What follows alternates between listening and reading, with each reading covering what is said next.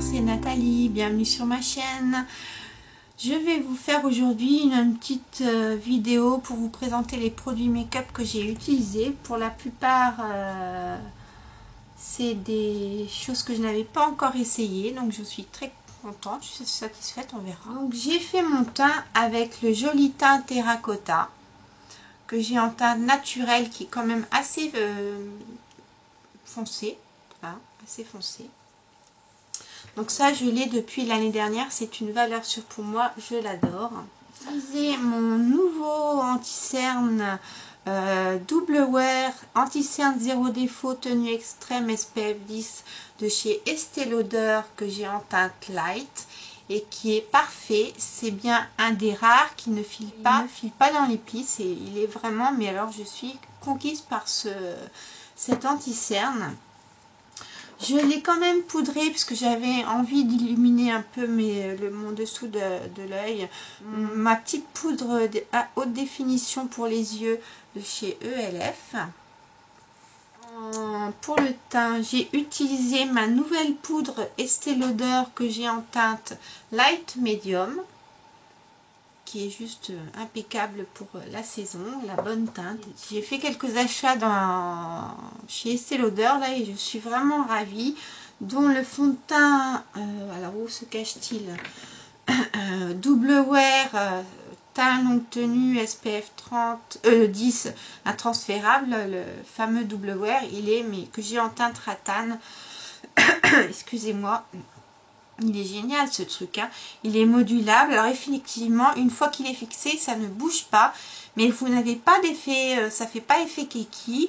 Ça dépend de la quantité que vous appliquez, bien sûr, et avec quel pinceau vous l'appliquez. Si vous voulez une couvrance plus importante, vous prenez un pinceau avec des poils plus denses, plus serrés.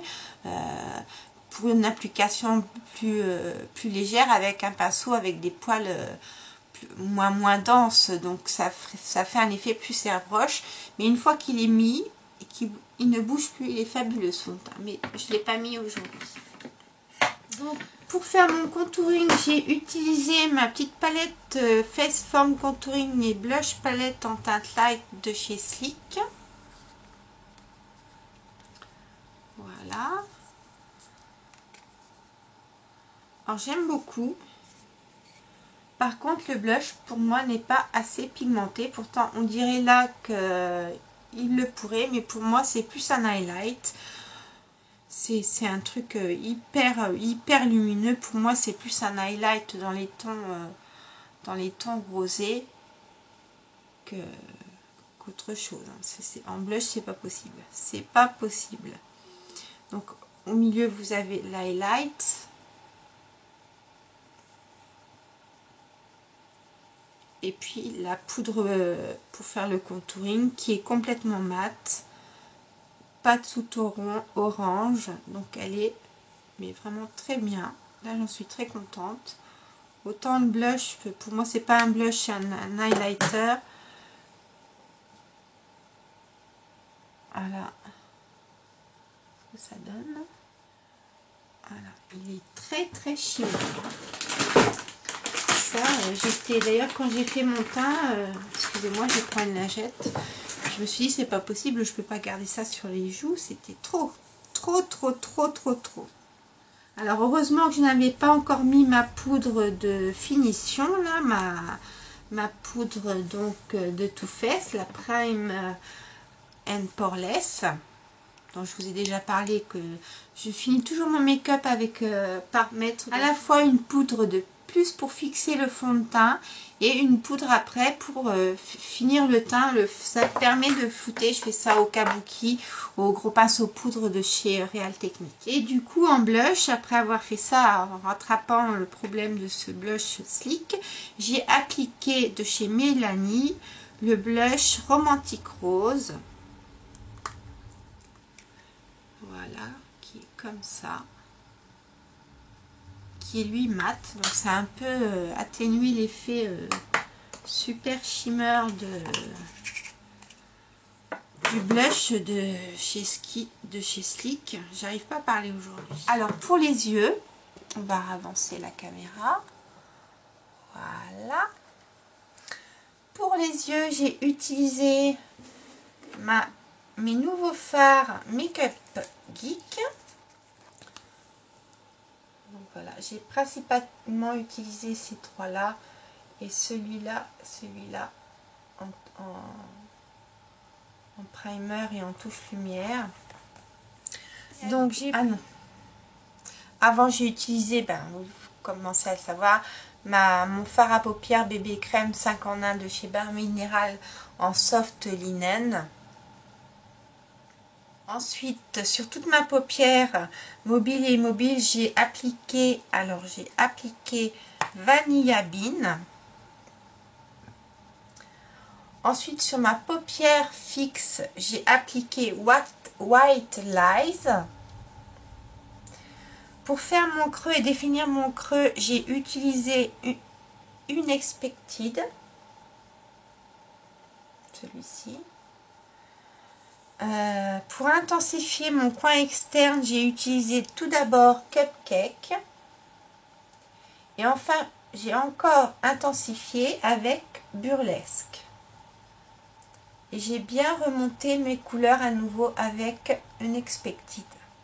Pour reprendre l'expression de mon amie Gracia. Donc voilà, que vous dire, c'est la première fois que j'utilise ces fards. J'en suis ravie, je me suis fait ma petite palette de nude. Donc voilà. Donc je vais vous dire tous ceux que j'ai pris. J'en ai pris 15 en tout. J'ai pris White Lies, Vanilla Bean, Shima Shima, Beach and Cream, Crème Brûlée, Purely Naked, Frappé, Latte, Coco Abir, Mocha, Corrupt, Stealth, Burlesque, Cupcake et une Expected que j'adore pour définir mon creux de paupière. Là vraiment ça va être mon nouveau chouchou. On en reparlera dans un chit-chat beauté. Mais je sens bien que vous allez entendre parler à nouveau de ces fards. Quelque chose me le dit, c'est sûr et certain. Donc, c'est tout. Pour le mascara, le mascara, je vais pas vous dire ce que j'ai utilisé parce que c'est une surprise qu'on vous réserve. Moi et mon ami, que je ne citerai pas, mais vous allez peut-être deviner qui, avec qui je fais souvent des vidéos collaboration. Donc là, il y aura une petite vidéo démo à part que vous verrez, je pense, après cette vidéo.